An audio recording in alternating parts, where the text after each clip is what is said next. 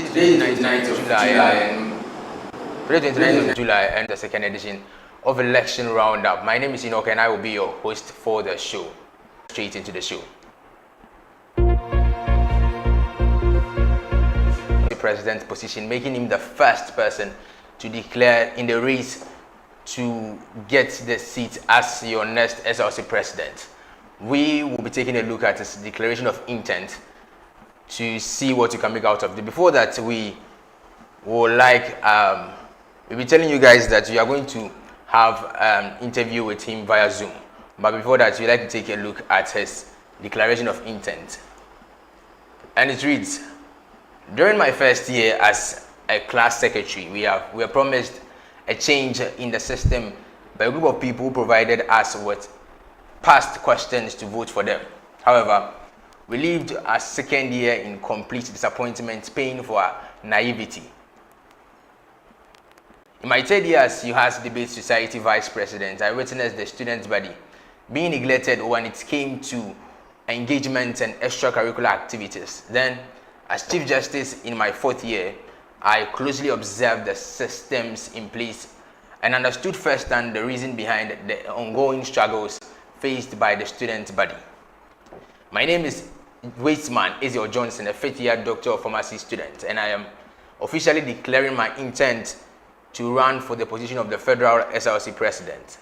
Like many students of this university, I am tired of the continuous failed and dormant promises of student leaders to do things right, which is why for us, Vamijo is a call for people who are tired of the illusion of hope, who believe that change must come now and that the time has come to take action. So this is the statement that Eziel Johnson has brought forth in his declaration of statement. We'll be having a conversation with him via Zoom shortly to see what he really intends on achieving by doing this. What do you think about it, Sandra?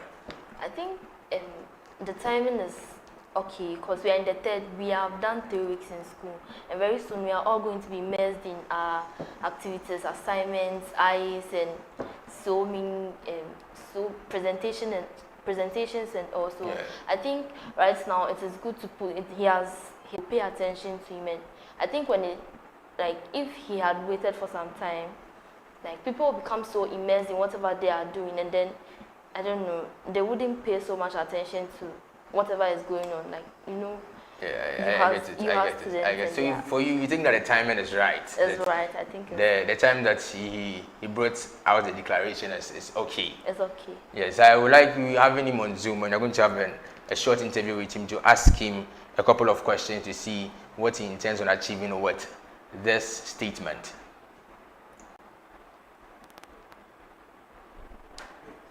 Mr. Johnson. Hello, Mr. Johnson. Can you hear us?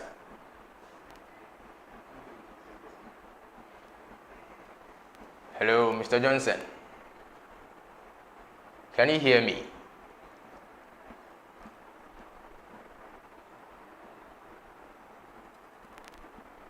So we are not getting him on the line. We'll get back to him shortly. But we're going to talk about the CI, that is the constitutional instrument for the elections 2023. The information we have is that it hasn't been legally approved by the parliament yet, but it has been accepted, and it's been given some couple of days for it to mature. So what happens is that when the CI is actually accepted or legally accepted by the parliament, it's given 21 days to mature. And within that 21 days, they look at it properly to see whether it has all that the EC needs to properly run a free and a fair election. So now we are in that period where the CI is maturing. But I think the information that you are getting now is that this time around the 21 days has been shortened to 14 days. And the reason is because they are saying that they were supposed to be presented last year, and it wasn't presented last year. And so this year, last semester, sorry, and this semester, because they are presenting it this semester, the time that they have is short. And so they have cut short the days to make sure that we have enough time, or it can fit within our time for the semester. Do you think it's actually going to do a very good job? Looking at the fact that in previous years it has used 21 days too much. Okay, or it can serve the purpose. Even with the 21 days, we keep on having court issues and all those stuff. Do you think 14 days will be enough for this election? I think the time doesn't really matter. Like I don't think it really matters. All that matters is they deliberating on it very well, and then making the right decisions, taking out what they think is supposed to be taken out and putting in what they think is supposed to be put in. Like they making the necessary changes. I think that's what matters, not the time frame or how long they are given the opportunity to like deliberate about it. Oh, okay. So most of us, those of us who are watching, most of us here don't understand or don't know what a CI even is. We want to understand, we want to take a bit in-depth look at what a CI is and what it's really about. So a CI is basically what you call a constitutional instrument, which is used by the EC to run a free and a fair elections. So the CI has two parts to it. We have the part of the CI that is in the constitution. Those parts doesn't usually change. So it is every year those parts are usually constant unless the constitution is reviewed. And you have a part that is inculcated by the EC himself. So every EC has his own set of principles that he uses. And that to him, he thinks will help him run a free and a fair election. So a part of the CI is untouched unless the constitution is changed. And a part of it is inculcated by the EC. And the CI actually provides determines the scheme on which the elections will be run. Yes, it actually provides how elections should go, which gives us the roadmap, how many days the elections should take, how many days the campaign should be allowed for, and all those things. And it's one very popular thing that it's very important that it actually gives out is the eligibility criteria. And I think you're going to delve much deeper into that today. So talking about eligibility criteria, we are going to look at a couple of things. Yes. A candidate should have a CGPA of at least 3.0 in the preceding semester for an SRC executive position, and at least 2.5 in local NUCs position. So what does this mean for a person who is in the school right now, 1,100 students, who doesn't have any idea about this whole thing? And I think to some people, I believe very well that there are some people who may not be up there intellectually, or might not be excelling in academics, don't have their GPA up to 3.0, but they really have this passion to help students. They have this passion to change what is happening around us currently. Do you think this is an impediment, preventing them from pursuing their dreams and making UHAS a better place for both of us, or for all of us? Well, I think it's a two-sided something, because someone might have the potential, like you say, but they want to have, I think the EC and then the constitution, yes, wants to have the assurance that, okay, if we give you the position, if we give you the opportunity to contest for the position of for an SRC executive position, and then the workload is heavy. It's too much. Okay. So what if your CGPA is lower than 3.0? What shows that you can keep up with the duties of the executive duties, and then also focus on your academic work? What shows that you what's the evidence? Okay. Okay, I get it. So if you are very new in the school, you're in level 100, maybe you have the dream of aspiring to be Federal SRC President or NUCS President somewhere in the future, you have to make sure that your GPA, your CGPA rather, should be at least, for Federal, should be at least 3.0. And for NUCS, it should be at least 2.5. So for those who have the passion to lead the student body or to vie for any SRC executive position, should take note of this. Yes, and we are moving on to our next one, our next question in our next point of subject in Nasia. You are talking about executives. Most of us watching, most of those watching don't know who our federal executives are and what NUCS is. So what is actually a federal? Which people make up the federal executives? Which people? So the federal executives, we have the federal president, the federal vice president, the federal treasurer, the federal WUCOM, the federal secretary. So these 5 people make up the... I think that's all. That's it. But you have other positions, like other executives that are not federal. The NUCS, you have the local NUCS president, the treasurer, the secretary, so if I'm not mistaken. If I'm right, we have... So for UHAS, you know that we have 2 campuses. That is, you have the whole campus and the whole campus. And the federal, do you have some for NUCS? Do you have some for whole and some for whole? It's one. No, federal is one. It's one. Yeah. And the provincial or the NUCS is for both campuses. Both campuses. Okay. So you're moving on to our next.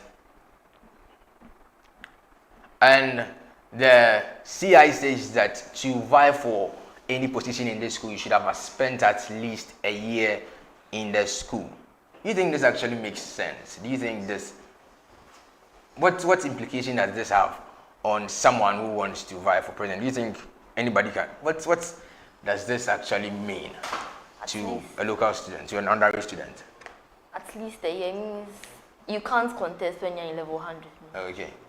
So at least you should have spent a year in the school and known how things work here in the UHAS. So from level 200, you have to contest. Yeah, so if you're in level 100, please, I'm sorry, but you can't contest for any position in this school. But when you get to 200, 300, 400, 500, 600 and above, you have the chance to vie for any executive position in the SRC. When we talk about our next subject in the CI, which says that the eligibility criteria for the Federal SRC President also applies to the Vice President, as stated in Article 60/3 of the 1992 Constitution. Any action deemed to be inconsolable and requires disqualification to a presidential candidate affects his Vice President and vice versa. Do you think this is something we should still keep at this point? Because I know that there are 2 people vying for this area. I want to be the president. I want to be the SRC president. I want to be my vice. What you do, you are 2 different people. Maybe you have 2 different characters. You have 2 different backgrounds. You have 2 different upbringing. Just that you have the same passion to help students. You have the same passion to ensure that the students' populace is really pushed and their needs are addressed. But do you think that what you do should affect me, or what I do should affect you that much? Why do you think that is in the CI? As the 2 are a team. They are working together. So I think whatever one person does goes a long way to affect the other person. So if maybe the one aspiring for the position of the vice president, or they do something which we deem as wrong according to the constitution of the school, I think you should go against both of them, because they are going to work together, like as a team something. Okay. So this ensures that the quality of the people that you are going to vote for. So in the case where the vice president does something that, according to the constitution, is not really on point, or is against the constitution, it indirectly affects the president is vying forward. Yeah. Okay.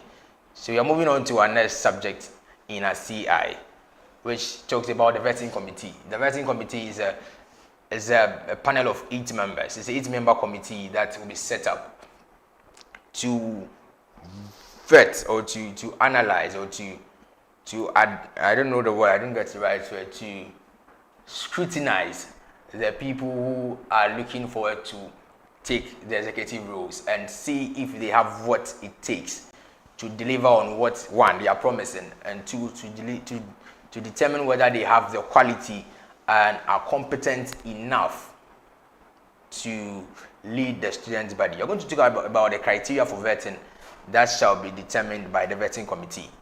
Yes, taking a look at that. The first subject is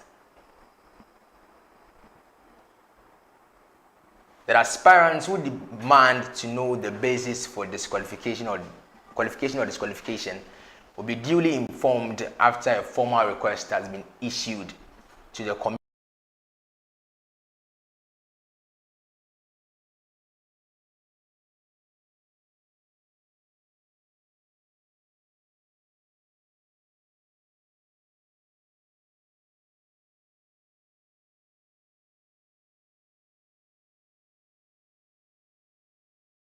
Policies have hold water.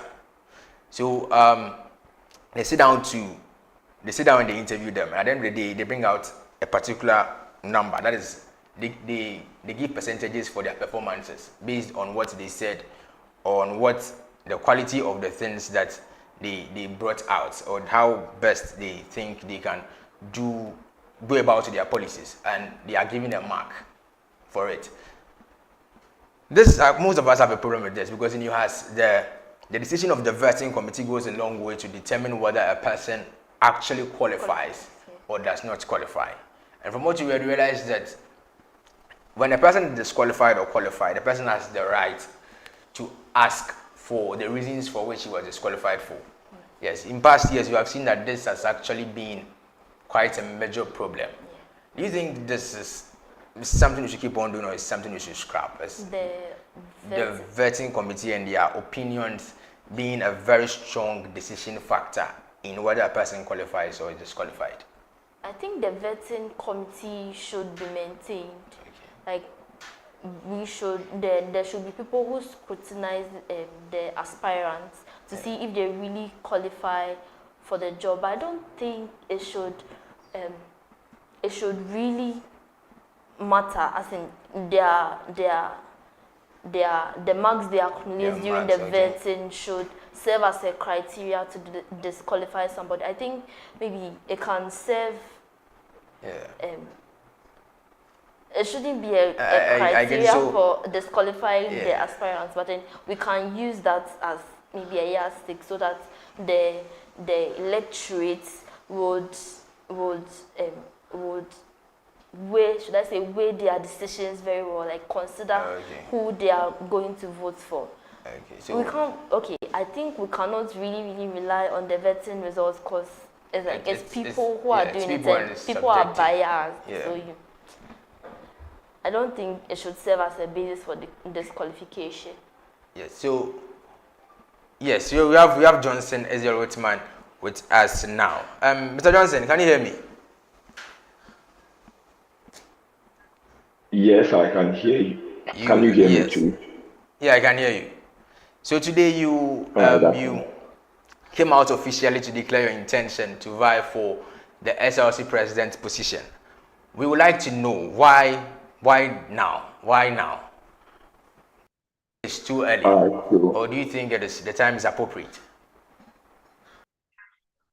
Okay, so I think the time is particularly strategically appropriate, and I must say I work with a team, so I have a campaign team that assess the situation, assess the ground, and then look at the aura. I mean, I work with analytics, so they look at the views, they look at the analytics, and then they decide that this is when we decide to push this PR stunt, or this is where we decide to push this. So basically, for me, I trust in my team so much. I feel and I know that they are competent, and whatever they brought is strategic and it's also at the right time. So I'm confident that whatever thing has been brought is actually at the right time, at the right place, and also in the right moment. Thank you very much. And we wanted to know, do you think, Mr. Johnson, do you think that you make it past the eligibility criteria? You're talking about it not long ago, the eligibility criteria that is set by the CI. Do you think that you can make it past it? Yes, sure. So there has been a thorough assessment, and there has been a private committee set by my team that has thoroughly assessed our documents, thoroughly assessed everything, including the GPA, and then we know that we are all clear and ready to run for the presidency. To ask for the eligibility criteria, we are certain that we've made it past that eligibility criteria, and all our documents are intact, ready to work and serve the good people of UHAS. As we speak now, you are the only person in the race vying for the SRC President's position.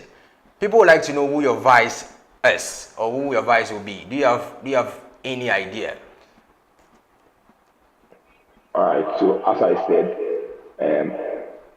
the campaign is a heavily structured campaign, and if you monitored since the vacation down to today, whatever we bring is very organized and chronologic. That means that there's been a certain form of departmentalization that deals with everything. So as it stands now, I have a department within my campaign team that is working tirelessly and effortlessly to scrutinize potential candidates that are most likely going to be my running mate. But then, if you say the clues, I have a clue of one or two people on that list that I'm hopeful that when they make it, we are going to work together. Trust me, they are very, very competent. They possess a lot of leadership skills. They are well versed in the constitution. I mean, they are just what we need to work together to support or help the student populace of UHAS. So trust me, you are going to see my running mates too, and it's nothing short of the quality that we promise you and how we want to defy status quo and change the systems. Yeah. Mr. Johnson, why the position of the Federal SRC President? Why not the position of the Secretary or Treasurer? Why the Federal SRC President's position? All right, great. This is a very dicey and tactical question. So, if you read my declaration of intent quite carefully, I think I have been, and I together with a couple of people in the movement. I mean, Bamidra is a whole movement, okay? And so it's not really about just one person just standing up and saying, we are on a journey. It's a group of tired people of the system, right? The reason why then I decided to go for SRC President Federal is because I believe that when there is a very good vision for the SRC, when there's someone steering the boat, when there's the captain of the ship and the captain has a certain vision, that means that the compass of the ship is directed towards a better side. And that's why I think the captain of the ship is the position I want to run for if I am certain that I want to change the systems within the UHAS community.